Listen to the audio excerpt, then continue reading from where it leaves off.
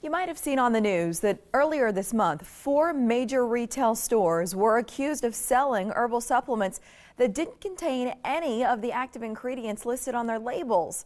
That was followed by the re-release of a government study that warns of dietary supplements quality and safety gaps. So as consumers, what should we know? What should we do? With us this morning, Dr. Eliot Brinton, an expert on heart disease prevention. Welcome. Great to be with you, Mary. Thank you. So these news stories raise concerns about dietary supplement ingredients. Are we right to be concerned? We are. Specific to omega-3 dietary supplements, a recent scientific study showed that 69% of those actually had less than 2/3 of the amount of EPA or DHA as stated on the label. To make it even worse, 92% of those same supplements had more oxidation or other forms of spoilage than that allowed by international recommendations. And then one other layer of complexity here, we've got the fact that EPA and DHA, they both lower triglycerides, but DHA, which is found in most of our dietary supplements and also some of our prescription products, actually raises the bad cholesterol by as much as 45%. Boy, this is like bad news left and right here. So I want to focus on omega-3s. For people who are taking those supplements to treat conditions like very high triglycerides, what are they, the high triglycerides? And then is taking omega-3 the right way to treat the condition?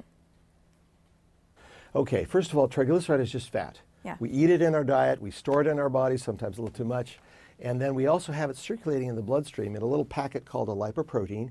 Triglycerides go with cholesterol, and we're now learning that high triglycerides, and especially very high triglycerides, can be dangerous to our health. So then the question is, can I just go to the grocery store, pick up a dietary supplement? Quick answer is no. Dietary supplements are not regulated, and they're not intended to treat disease. And so we really have no business trying to treat ourselves. If we've got the high triglyceride or very high triglyceride, we should go to our doctor, and together we work on the question of what should be done.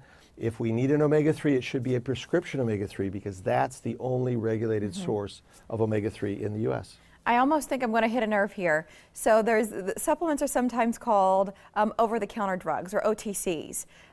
Is that a dangerous practice from your point of view? Well, it's dangerous and it's incorrect. Over-the-counter means, regulated by the FDA, means it actually used to be a prescription product, but now we can get it without a prescription. Dietary supplement means not regulated. There's a world of difference between those two.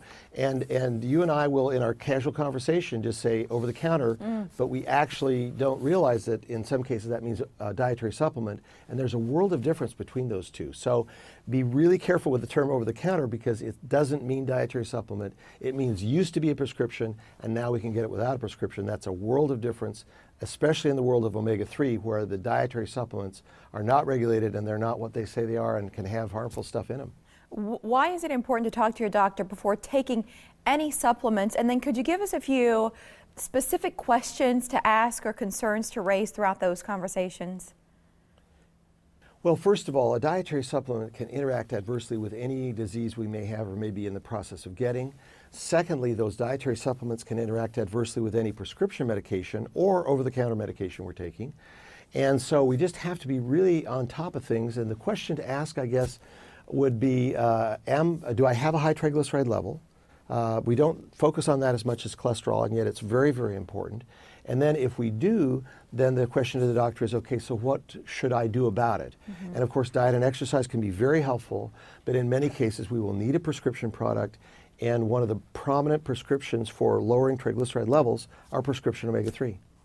Is there one website where our viewers can learn more about high triglycerides, about treatments, about supplements? Where would you send them online? Yeah, that's a great question. The National Lipid Association has something called lipid.org, L-I-P-I-D.org. American Heart Association has heart, HEART.org. Those are two great websites that I would encourage people to go to. Thanks for the insight today, Doctor. We appreciate it. Thank you, Mary.